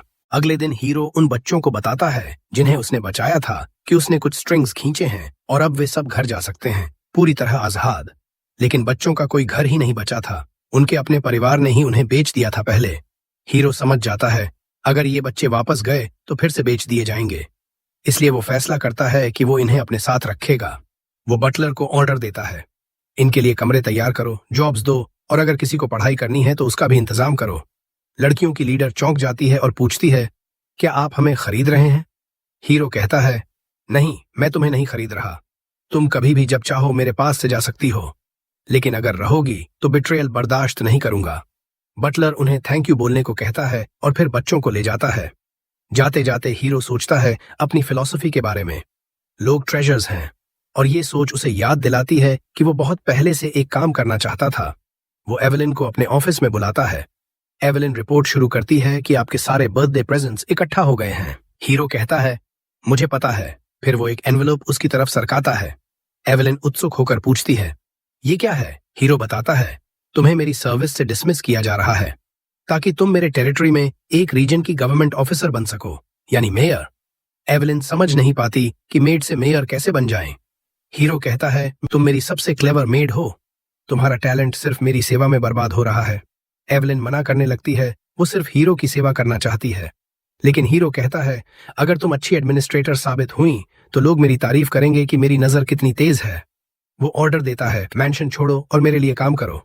बस यही सुनने की जरूरत थी एवेलिन को। कुछ देर बाद हीरो को एम्परर बुलाता है। एम्परर ने सुना कि हीरो ने गिलबर्ट की ऑनर की रक्षा की। हीरो कहता है, सब कोइंसिडेंस था। मेरा मकसद सिर्फ बच्चों को बचाना और क्रिमिनल्स को पकड़ना था। वो समझ जाता है कि गिलबर्ट ने एम्परर को खुद रिपोर्ट किया ताकि कोई बैकलैश ना आए और वो इनोसेंट दिखे। एम्परर कहता है, अफसोस है कि आज भी ऐसे गंदे क्रिमिनल्स आजाद घूम रहे हैं। फिर पूछता है, इनकी सजा क्या होनी चाहिए? हीरो बताता है, लॉ के मुताबिक रिंग लीडर का राइट आर्म काटा जाए और बाकी सबको अफगानिस्तान की आर्मी में भेज दिया जाए। एम्परर कहता है, तुमने ओपनली क्रिमिनल्स को कन्फ्रंट किया और अरेस्ट किया। अगर मैं होता तो अंडरकवर जाता, क्रिमिनल्स से पिटवाता और रेड हैंडेड पकड़ता। प्राइम मिनिस्टर मजाक में कहता है, वो तो इंपीरियल फैमिली के खिलाफ क्राइम हो जाता, क्रिमिनल्स को एग्जीक्यूट कर दिया जाता। सब हंसते हैं, लेकिन हीरो फैक्ट चेक करता है, अगर एम्परर अंडरकवर हो और क्रिमिनल को पता ना हो कि वो किसे मार रहा है तो ये सिंपल असॉल्ट है, इंपीरियल फैमिली के खिलाफ क्राइम नहीं। कोर्ट में सन्नाटा छा जाता है। हीरो को लगता है कि वो प्राइम मिनिस्टर को हाइपोथेटिकल में भी करेक्ट करके ज्यादा बोल गया। वो माफी मांगने वाला होता है, तभी एम्परर हंस पड़ता है और प्राइम मिनिस्टर से कहता है, तुम हार गए, बेट में जीत गया। हीरो कंफ्यूज्ड हो जाता है। एम्परर बताता है, मैंने प्राइम मिनिस्टर से बेट लगाई थी कि क्या नोआ लॉ समझने में मेरी गलतियां पकड़ सकता है। हीरो सोचता है, आखिर टेस्ट करने का क्या मतलब, और जवाब तुरंत मिलता है। एम्परर उसे न्यू मिनिस्टर ऑफ जस्टिस बना देता है। पूरी कोर्ट चीयर करने लगती है। कहते हैं, हेनरी के बाद हीरो दूसरा प्रिंस है जो मिनिस्टर बना। हीरो समझ नहीं पाता कि रिएक्ट कैसे करे। एम्परर और प्राइम मिनिस्टर एक दूसरे को सेटिस्फाइड स्माइल देते हैं, जिससे हीरो और कंफ्यूज्ड हो जाता है। रात को वो अली के सिंगिंग एंजॉय करने जाता है, लेकिन दिमाग अभी भी कोर्ट की बातों में अटका है। उसे लगता है एम्परर के पीछे कोई गहरा रीजन है मिनिस्टर ऑफ जस्टिस बनाने का। फिर सोचता है, अभी ओवरथिंक करने से कुछ नहीं निकलेगा, शो एंजॉय करो। उसी समय एम्परर को प्राइम मिनिस्टर से वरीइंग रिपोर्ट मिलती है। वो कहता है, तुम संभाल लो, मेरे पास अभी और जरूरी काम है जो डिले नहीं कर सकता। अगले दिन हीरो मिनिस्ट्री ऑफ जस्टिस जाता है। ये उसका नया ऑफिस है। शर्ली कैरेज का दरवाजा खोलती है। मिनिस्ट्री के सारे एम्प्लॉइज उत्सुकता से उसका इंतजार कर रहे हैं। ऑफिस पहुंचते ही वाइस मिनिस्टर वाइनी उसका स्वागत करता है। हीरो सोचता है, इतनी कम उम्र में वाइस मिनिस्टर बना है, जरूर टैलेंटेड और हार्ड वर्किंग होगा। हीरो पूछता है, मिनिस्टर ऑफ जस्टिस का काम क्या क्या है? वाइनी बताता है, 2 मुख्य ड्यूटी हैं। पहली, पूरे मियर एम्पायर के सारे कोर्ट्स को कोऑर्डिनेट करना। दूसरी, सीरियस क्राइम्स को डायरेक्टली हैंडल करना, जैसे 6 साल पहले आपके टेरिटरी में हुई रिबेलियन। हीरो पूछता है, क्या आप जज भी बनते हैं कुछ केसेस में? वाइनी हाँ कहता है। हीरो का अगला सवाल वाइनी को हिला देता है, आप साल में कितने पैसे ब्राइब्स में लेते हैं? वाइनी पसीना पसीना हो जाता है, मना करता है। हीरो कहता है, रिलैक्स, मुझे कोई प्रॉब्लम नहीं, बस जानना चाहता हूं कितना कमाते हो ब्राइब्स से। प्रॉमिस करता हूं, कमरे से निकलते ही सब भूल जाऊंगा। वाइनी भरोसा करता है और बताता है, मैं बाकी ऑफिशियल्स जितना करप्ट नहीं हूं। साल में मुश्किल से $1000 से ज्यादा नहीं लेता ब्राइब्स में। मेरे नीचे वाले 10 गुना ज्यादा लेते हैं, लेकिन मैंने खुद पर रूल बनाई है, मर्डर केसेस में ब्राइब नहीं लेता, क्योंकि मर्डर केसेस आसानी से एक्सपोज हो जाते हैं और अगर अक्यूजर वायलेंट आदमी हुआ तो मैं खुद विक्टिम बन सकता हूं। बस डाउटफुल केसेस में ही लेता हूं जो इधर उधर जा सकते हैं। हीरो तुरंत एक नया पे स्लिप लिखता है, सालाना सैलरी $5000, यानी ब्राइब्स से 10 गुना ज्यादा। वाइनी शॉक्ड हो जाता है। हीरो कहता है, बदले में यहां काम करते हुए कभी ब्राइब नहीं लोगे? वाइनी समझ जाता है कि एम्परर ने 12 साल के बच्चे को मिनिस्टर ऑफ जस्टिस क्यों बनाया। वो पे रेज ठुकरा देता है और कहता है, इंसेंटिव के बिना भी ब्राइब लेना बंद कर दूंगा। अब से पूरी लॉयल्टी से हीरो के लिए काम करूंगा। हीरो को थोड़ा डाउट होता है, लेकिन स्टैट बम्प अच्छा मिलता है। वो वाइनी को लॉयल सबऑर्डिनेट मान लेता है। उसी रात ऑस्कर अपने गार्डन में भव्य पार्टी देता है हीरो को मिनिस्टर बनने की बधाई में। हीरो थैंक करता है। ऑस्कर कहता है, मुझे बहुत खुशी है कि पापा के 50 साल के शासन में हेनरी के बाद तुम दूसरे प्रिंस हो जो मिनिस्टर बने। हीरो पूछता है, क्या कोई खास रीजन है कि पापा ने मुझे मिनिस्टर ऑफ जस्टिस बनाया?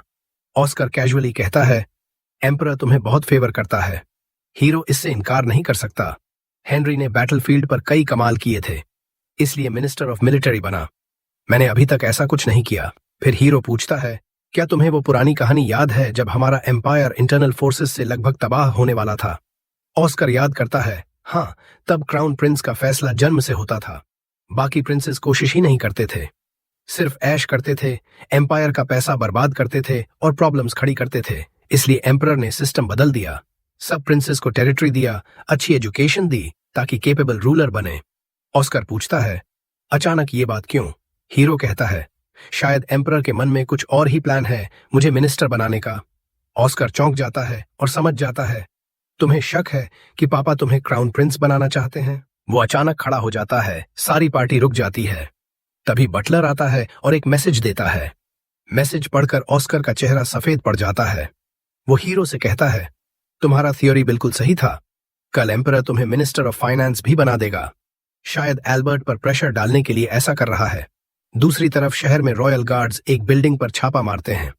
एक मिनिस्टर और उसके साथी अरेस्ट हो जाते हैं। वो एम्परर के खिलाफ प्लॉट रच रहे थे। प्राइम मिनिस्टर एम्परर को बताता है। मिनिस्टर ने कबूल किया कि वो एम्परर को रिजाइन करवाकर क्राउन प्रिंस एल्बर्ट को थ्रोन पर बिठाना चाहता था। एम्परर समझता है एल्बर्ट 30 साल से क्राउन प्रिंस है, उसे लगता होगा अब वक्त आ गया थ्रोन लेने का, लेकिन कोई सॉलिड एविडेंस नहीं है एल्बर्ट के खिलाफ। एम्परर पूछता है, ऑस्कर को क्या पता था? प्राइम मिनिस्टर बताता है, हाँ, ऑस्कर को पहले से अंदाजा था। एम्परर सुनकर चौंकता है, लेकिन जैसे ही सुनता है कि नोआ उसके साथ था, तुरंत क्रेडिट हीरो को दे देता है। कहता है, मेरा सबसे छोटा बेटा सबसे तेज दिमाग वाला है। गिलबर्ट और एल्बर्ट देश चलाने लायक नहीं। मेरी उम्मीद हेनरी, ऑस्कर और नोआ पर है। जो भी इन ट्रायल्स को पार कर लेगा वही थ्रोन लेगा। मुझे खुशी होगी। अगले दिन हीरो को कंस्पिरेसी की रिपोर्ट मिलती है। वो इस केस का जज बनेगा। वाइनी पूछता है, क्या करें? हीरो हेजिटेट कर रहा है क्योंकि सब कुछ एल्बर्ट की तरफ इशारा कर रहा है, लेकिन सॉलिड प्रूफ नहीं है। इंपीरियल फैमिली के लिए लाइट सेंटेंस का प्रावधान है, लेकिन एम्परर को ओवरथ्रो करने की कोशिश की तो स्लाइसिंग करके आधा कर देंगे। क्राउन प्रिंस को एग्जीक्यूट करना पूरे एम्पायर को हिला देगा। हीरो जानता है एम्परर नहीं चाहता एल्बर्ट का नाम आए। अगर और इंटेरोगेशन हुई तो कोई बोल सकता है। इस सब को ध्यान में रखकर हीरो फैसला सुनाता है और सीधा एम्परर के पास जाता है। कहता है, कंस्पिरेसी में शामिल सबको तुरंत एग्जीक्यूट कर दिया जाए। एम्परर खुश हो जाता है। हीरो जानता है नॉर्मली एनुअल एग्जीक्यूशन डे पर होता, लेकिन मिनिस्टर ऑफ जस्टिस की पावर से जल्दी करवा सकता है ताकि एल्बर्ट का नाम न आए। एम्परर बहुत खुश होता है, सर्वेंट को ऑर्डर देता है, हीरो की सैलरी में $1000 और जोड़ दो। खुद पीठ थपथपाता है और कहता है, ऐसे ही कमाल करते रहो। हीरो को और पक्का यकीन हो जाता है कि सब एल्बर्ट के लिए हो रहा है। मिनिस्ट्री ऑफ जस्टिस लौटते ही शर्ली दौड़कर आती है। इमरजेंसी है, नाइट्स बुरी तरह घायल हैं, एक मर चुका है। बाकी नाइट बताता है, इंट्रूडर्स अभी भी अंदर हैं। हीरो शर्ली से कहता है, हेनरी को बैकअप के लिए बुलाओ। फिर अचानक सोचता है, अटैक का टाइमिंग बहुत सस्पिशियस है। प्लान बदलता है। शर्ली को बोलता है, सारे एलाइज बुलाओ, मिनिस्ट्री को बैरिकेड करो, किसी को अंदर बाहर नहीं जाने देंगे सिवाय मेरे। हीरो लेवायथन निकालता है और अंदर जाता है। अंदर और डेड सोल्जर्स और डरे हुए ऑफिशियल्स दिखते हैं। हीरो सबको ले लो रहने को कहता है। तभी एक इंट्रूडर को ऑफिशियल को स्टैब करते देखता है। हीरो झपटता है और उसे तुरंत नीचे गिरा देता है। अटैकर पॉइजन पीने की कोशिश करता है, लेकिन हीरो रिंग शील्ड से रोक देता है। तभी 3 और इंट्रूडर्स आते हैं। हीरो जीनियस सोर्ड स्किल्स से सबको पलक झपकते मार गिराता है, पॉइजन पीने से रोक देता है। वाइनी दौड़कर आता है, हैरान है कि हीरो ने अकेले सबको हरा दिया। हीरो कैजुअलिटीज पूछता है। वाइनी बताता है, हमारे गार्ड्स के अलावा कल पकड़े गए सारे रेबल्स मर चुके हैं। हीरो तुरंत समझ जाता है ये एल्बर्ट के असैसिन्स हैं, लूस एंड्स खत्म करने आए थे। वो खुद लेवायथन से कट लगाता है। वाइनी शॉक्ड। हीरो कहता है, असैसिन्स ने ये किया। प्रिंस को सीरियसली इंजर करने की सजा क्या है? वाइनी कहता है, तुरंत एग्जीक्यूशन। हीरो कहता है, कर दो। ट्रीटमेंट लेते हुए वाइनी बताता है, एग्जीक्यूशन हो गई। हीरो खुश है कि असैसिन्स को अरेस्ट नहीं होने दिया, वरना एल्बर्ट का नाम आ जाता। क्राउन प्रिंस को कोसता है, कितना बेवकूफ है। अगले दिन एम्परर बुलाता है, पूछता है, कैसा महसूस कर रहे हो? हीरो कहता है, अब बेहतर हूं। एम्परर पूछता है, क्या वो असैसिन्स इतने स्किलफुल थे कि तुम्हें घायल कर सकें? हीरो जानता है एम्परर के इंटेलिजेंस ने सब बता दिया होगा। फिर डिप्लोमेटिक अंदाज में कहता है, माइंडसेट स्किल से ज्यादा मायने रखता है। ये बात सिर्फ किंग ही समझ सकता है क्योंकि हम सेम फ्रीक्वेंसी पर हैं। एम्परर कहता है, मुझे तुम पर बहुत गर्व है, काश मेरे सारे बेटे तुम जैसे होते। फिर हीरो को वॉक पर ले जाता है। एम्परर बताता है 10 में से 9 ग्रेट एम्परर्स का अंत एम्बैरेसिंग रहा। हीरो समझ जाता है वो खुद को ग्रेट रूलर मान रहा है। अगर एल्बर्ट का प्लान कामयाब हो जाता तो एम्परर को सीनाइल बूढ़ा माना जाता जो बेटों को कंट्रोल नहीं कर सका। एम्परर एल्बर्ट को पनिश नहीं कर रहा क्योंकि क्राउन प्रिंस को छोड़ना भी उसकी रेपुटेशन खराब करेगा। तभी हीरो को आइडिया आता है। वो एम्परर से फेवर मांगता है। कहता है, आपने हेनरी, ऑस्कर और मुझे मिनिस्टर्स बनाया। एम्पायर के इतिहास में ये नया है। कुछ लोग फॉल्ट निकाल सकते हैं, इसलिए कोई सुपरवाइजर अपॉइंट कर दो जो हमारी वर्क चेक करे। एम्परर सोचता है, मैं अपने ट्रस्टेड प्राइम मिनिस्टर को ही ये जिम्मेदारी दे सकता हूं। लेकिन नोआ के पास दूसरी योजना है। वो सुझाव देता है कि एम्परर एल्बर्ट को प्राइम मिनिस्टर प्रिंस बना दे, क्योंकि वो हायरार्की में इन तीनों से ऊपर है और वो इन सबको सुपरवाइज और कोऑर्डिनेट कर सकता है। एम्परर इस सुझाव से गुस्सा हो जाता है और तुरंत नोआ को कहता है कि घर जाओ और तब तक रिकवर करो जब तक तुम्हारे घाव पूरी तरह ठीक नहीं हो जाते। वो चलने लगता है, लेकिन तब नोआ उसे याद दिलाता है कि 4 ब्रेन सेल्स वाला भी इंसान समझ सकता है कि एल्बर्ट 30 साल से क्राउन प्रिंस बनकर अटका हुआ है और अब वो थोड़ा इम्पेशेंट हो चुका है। उसे बस थोड़ा और चाहिए ताकि वो सेटिस्फाइड हो जाए। नोआ एम्परर से कहता है कि एल्बर्ट को प्रॉक्सी बना दो, लेकिन फाइनल से हमेशा खुद एम्परर के पास रहे। एम्परर सोचता है कि इससे एल्बर्ट को किसी भी मिनिस्टर से ज्यादा पावर मिल जाएगी और वो इंपॉर्टेंट मैटर्स को एम्परर तक पहुंचने से ब्लॉक कर सकता है। नोआ के पास इसके लिए भी सोल्यूशन है। वो कहता है, अगर तीनों मिनिस्टर प्रिंसेस को लगे कि एल्बर्ट ने कोई इंपॉर्टेंट मैटर रिजेक्ट करके गलती की है तो वो सीधे एम्परर से अपील कर सकते हैं। इस तरह एल्बर्ट के पास असली पावर तो नहीं होगी, लेकिन टाइटल ऐसा होगा कि वो बहुत इंपॉर्टेंट लगे। एम्परर इस जीनियस आइडिया से सच में इम्प्रेस्ड हो जाता है। वो नोआ को धन्यवाद देता है और कहता है कि ये सिस्टम जल्दी इंप्लीमेंट कर देंगे। फिर वो नोआ के बाल रफल करता है और कहता है, काश तुम थोड़ा पहले पैदा हो गए होते। नोआ भी समझता है कि उसके पिता बहुत वाइज इंसान हैं जो जल्दी समझ जाते हैं कि लोगों के लिए क्या सबसे अच्छा है, और जितना लंबा उनका रेन चलेगा उतने ही ज्यादा खुश रहेंगे सिटीजन्स। एम्परर फिर डिक्लेयर करता है कि नोआ को इस आइडिया के लिए रिवॉर्ड मिलना चाहिए और कोई भी अमाउंट ऑफ मनी काफी नहीं है। वो अपने असिस्टेंट से कहता है कि ट्रेजर रूम चलते हैं जहां एम्पायर के हिस्ट्री से आए प्राइसलेस आइटम्स भरे पड़े हैं। एम्परर को याद आता है कि नोआ ने पहले शील्ड रिंग चुना था ट्रेजरी से, इसीलिए इस बार भी वो कहता है कि एक आइटम चुन लो। नोआ तुरंत लेवायथन को रेडार की तरह इस्तेमाल करता है और कुछ वैल्यूबल ढूंढता है, एक छोटा सा बॉक्स। एम्परर हैरान हो जाता है कि उसने वही बॉक्स चुना। जैसे ही नोआ बॉक्स खोलता है, एक ब्लेजिंग फायर टॉर्नेडो उसे पूरी तरह घेर लेता है। लेकिन यहीं पर यह वीडियो खत्म हो जाता है। Remember to like and subscribe to the channel. Thanks for watching and I'll see you next.